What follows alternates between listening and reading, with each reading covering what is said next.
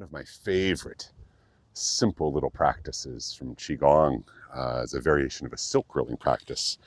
Sometimes call it just stirring the pot. And so one way to do it, take your right foot, if you're mirroring me, your right foot is forward, your left foot is back. Your left foot is about 45 degrees, like kind of angled out that way. Your front foot is kind of going straight into the screen that you're watching on. And then kind of sink your hips a little bit. So this is a kind of modified bow stance. I guess it's a bow stance from Chinese martial arts, but we're not going to do it in a martial way. And imagine that in front of you, there's a big bowl, like a cauldron, if you will, or if you like a kind of big old gong, if you know that kind of bowl-shaped gong that they sometimes use at Buddhist temples. But here, this cauldron, it's filled up to the level of your navel with some kind of liquid. Maybe it's golden elixir, maybe it's soup, right? I don't know, whatever it is, you got to stir it. So you're going to dip your hands into this imaginary liquid, and you're going to begin to stir with your hands, like you've forgotten your ladle. And if your right foot is forward and you're mirroring me, as you look down at your hands, I'll invite you to have the hands going clockwise as you look down at them. So if the right foot's forward and you're mirroring me, the hands are going clockwise. And you're going to begin to shift the hips back and forth with the stirring. So as you bring your hands from your left to your right, you've shifted the weight forward. And then you shift the weight back, like 60% to the back leg as you bring the hands from the right to left.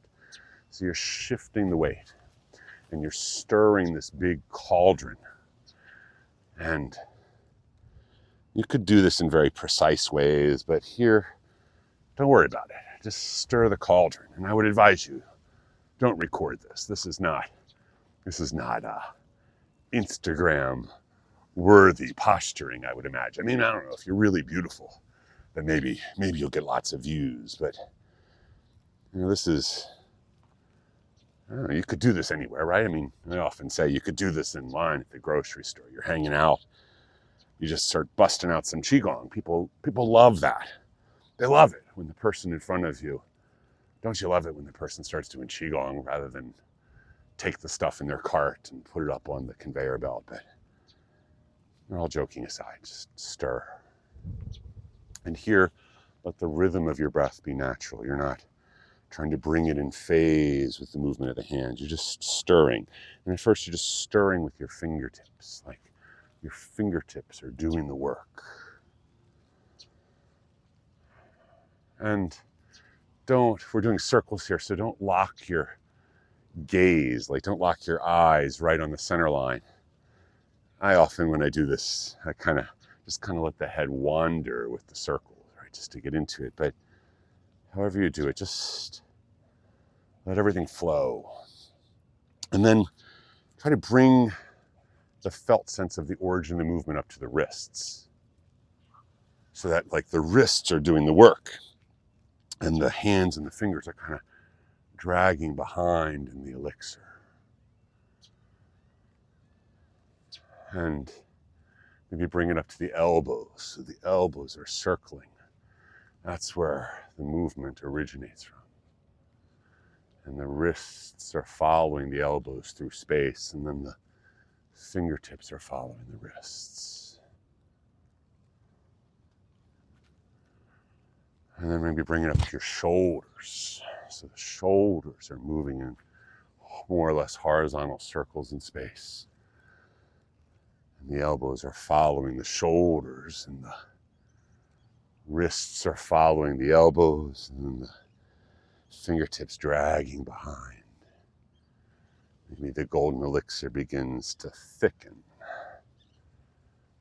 Or maybe it becomes lighter. And then bring the movement's origin down to your heart. So your heart is making small, gentle, horizontal circles, and the shoulders are momentarily following behind the movement of the heart as the movement cascades through the body. And then the elbows follow the shoulders, and then the wrists and the fingertips. And then I'm going to try to bring it down to the navel, the space between your navel and the Mingmen, or the gate of life on the back, the point of the spine directly opposite the navel, and that space in your lower abdomen. That's where the movement's originating from. And the heart follows that dantian area, the space between the navel and the mingmen and the lower abdomen. And the shoulders follow the heart. And then the elbows. And then the wrists. And then the fingers. And just stirring the cauldron.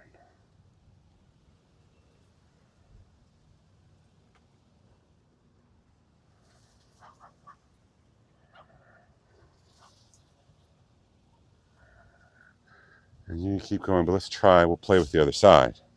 So now your left foot's forward, your right foot's back. And now, if you're looking down at your hands, you're stirring, You're coming in over that front knee, so you're stirring counterclockwise.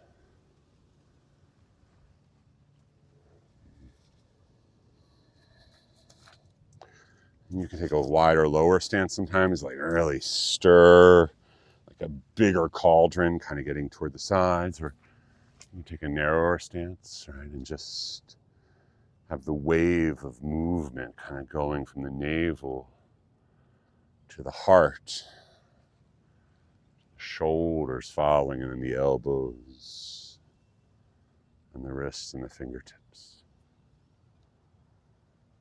And you could slow it down. You could speed this bad boy up, just like really spin it around, right? But that feels kind of gauche right now. We're just going to stir.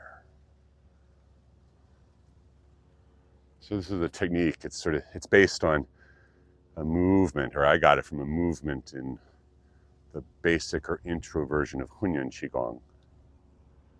That's Primordial Qigong.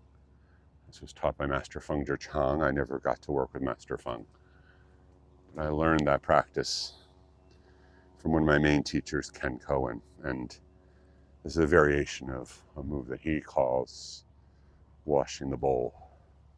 And we're just playing with it here. I think that's allowed, but these are just techniques. Play with them and see what there is to discover from them. And on your own, you just stir. You could put music on if you want. I was standing by the window on a cold and cloudy day. Things like that. Or you could do it in silence, or I guess you could scream if you want, but all my joking aside, the practice, there's a lot to be discovered in these kind of stirring the bowl or stirring the cauldron or stirring the pot. That makes it sound like you're causing trouble, stirring the pot. All right, so when you're done, you can just walk away. But one way to close this is to stand with the feet a little bit wider than shoulder width apart, bring the hands up, palms down, and just lower them down like you're lowering energy to settle it down to the height of the navel, and then turn your palms briefly toward the navel. So at the Lao Gong point, the center of each palm is aimed at the navel. And we do it again. It's called lowering the chi. We do it 3 times, down to the height of the navel. One more time, all the way up and around. And then at the end, you place the hands over the navel. And this is Hunyuan style that sort of I borrow this from. And so there, in Hunyuan style, at least as it was taught to me, your left side is considered your yin side, and your right side is considered yang. And for Hunyuan style, women are invited to place the yin hand inward. It's a little bit unusual. So women would have the left hand touching the body, covered with the right or yang hand out. And for men, it would be the opposite. For Hunyuan style, the right or the yang hand is touching the body, covered with the left or yin. Lao Gong points are lined up, center palms are lined up over the navel. And if you thumb your nose at sex or gender norms, or you just forget, or the other way feels better, however you have your hands over the navel is just fine. We're just kind of symbolically reminding ourselves that we're all polarized in layers. There's all kinds of stuff there, and we can just bring it all in with kindness. Eyes can be closed or gently open for a moment, just pausing. And then when you're ready, you can release. You can look around. Notice how you feel. And then you want to close it in a kind of ritual way you can, and then go about your day. Pretend nothing happened. Thanks, everybody.